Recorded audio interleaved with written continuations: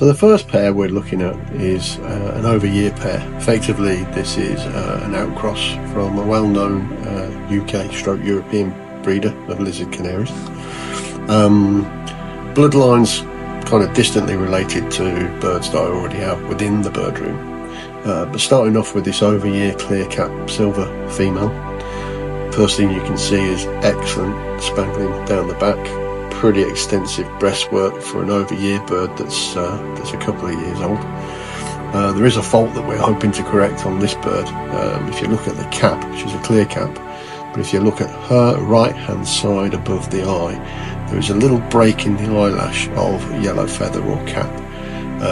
So the aim would be to pair this bird to broken cap gold, or in this case a non-cap gold, which we'll highlight shortly in the rest of this video. This really would add a different line potentially to my birds, but like I said, the objective is to bring in that bit of extra width to carry the spangles and the breastwork, as my birds are already quite well marked and are fairly dark, but just need that little bit extra.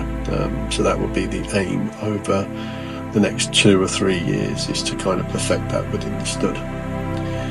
We can just see now the over-year non-cap gold male coming up. One thing you'll notice here, even though he's a couple of years old, you'll see that the spangles through the head and down the back are still pretty clearly defined for an over-year. The other thing you'll notice is the breastwork rowings. Again, reasonably extensive for a over-year gold male. Again, a bird of reasonable size and width, which should be comparable with the hen that we've already just shown previously.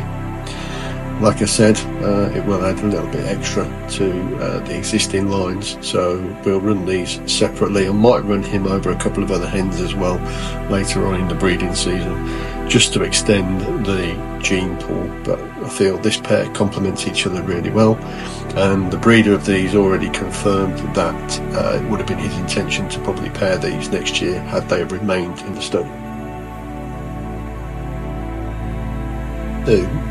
Commences really with this non-cap gold male. This is a current year bred bird, but has many of the features of the over-year bird that we showed previously. That's also from the same breeder. Bringing this in for exactly the same reasons as the pair previously, effectively, just to kind of carry that bit of extra width to carry the spangles, etc. You can see this bird's lining up pretty well in places, but the pedigree suggests it would line up much better. Pretty good breastwork rowings as well for a gold male, and that will be complemented by a silver female that you'll see coming up shortly. Although I intend these pairs to be kind of bonded pairs where I won't kind of do any trios or anything like that with them, I may well, like I said earlier, run some of these outcross males across some of the existing females to extend the gene pool. And again, being a gold male, this will go to a silver female, so anyone have any doubts, gold being the yellow feather birds, silver being the buff feather birds, would be the approach always with Lizard Canaries.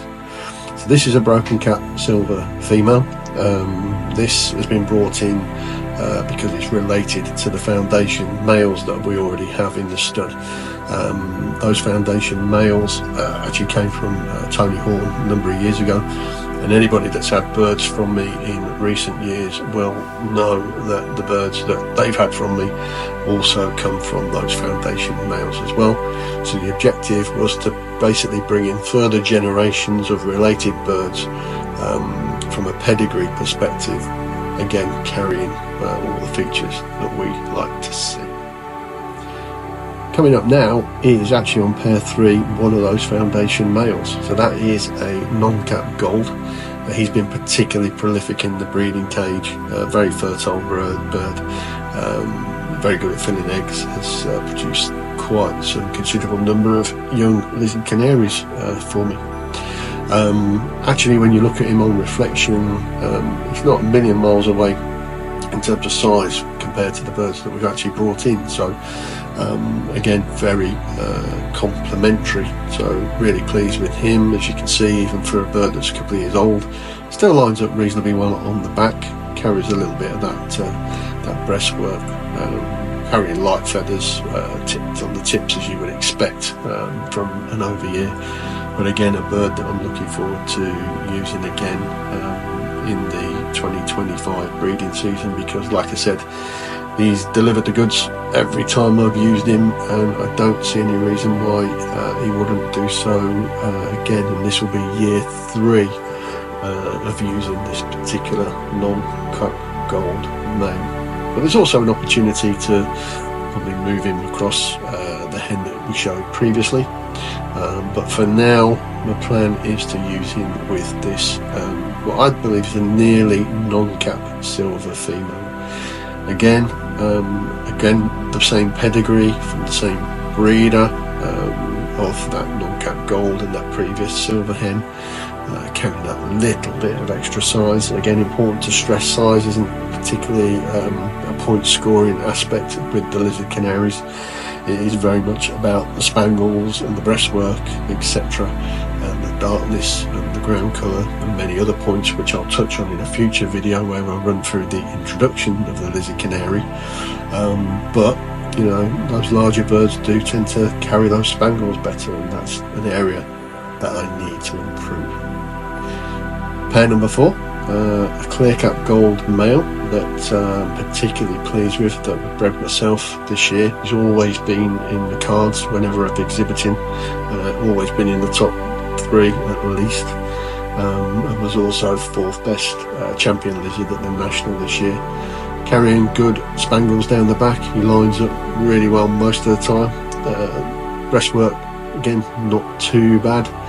Cap maybe a tad on the long side, and getting a bit close to the eyelash, that dark area around the eye, but overall pretty good bird that I'm happy with. And he will go to this broken cap silver female. Now you'll see when the video starts to roll, she's got very good ground colour. She's a very dark bird, carrying very good spangling down the back. The breastwork markings again are pretty dark, and you can see that separation of the feathers to kind of give off that breastwork lineage effect that we're really happy with. Again, you know, look at the head as well, you know, those markings, those spangles running through the top of the head. It's a bird that I'm really looking forward to working with during the breeding season. Like I said, she will go to that clear cap gold male. She's got excellent pedigree, but it might be a female that I could potentially use at the end of the breeding season with one of those outcross males again, just to see what they deliver, and again extend the gene pool for future years of breeding those lines, and trying to improve on what we have today. As I said, she's not the largest bird in the world. She's certainly small compared to even other birds within my stud, and certainly compared to the birds I brought in. But like I said, sizes and everything, you know, it's very much about the markings regarding the lizard and that visual aspect. Pair 5 A and B, broken cap gold cock, another one of those foundation birds that we mentioned earlier. A bird again that has bred well for me during the breeding seasons, and has also delivered some pretty good birds that have also ended up in other bird rooms, novice bird rooms around the UK over the last couple of years. I have earmarked for this bird 2 clear cap silver hens that have actually come down from a brother of his, paired to a very good non-cap silver hen that I was working with last year. As you can see on this one, you know, the spangles down the back are carrying pretty well, nice and straight.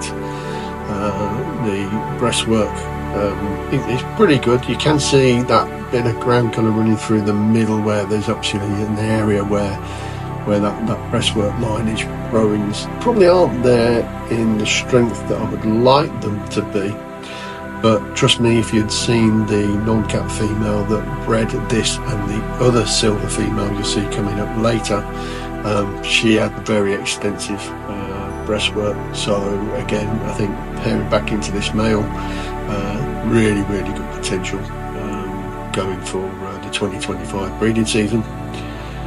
And her sister is just coming up now. You can see on this still, so the previous bird was ring number 5, this is ring number 6. Again, off one of those foundation males, and that non-cap silver hen that I was particularly happy with, which in fact I would have used her again during this breeding season, but unfortunately we lost her during the molt.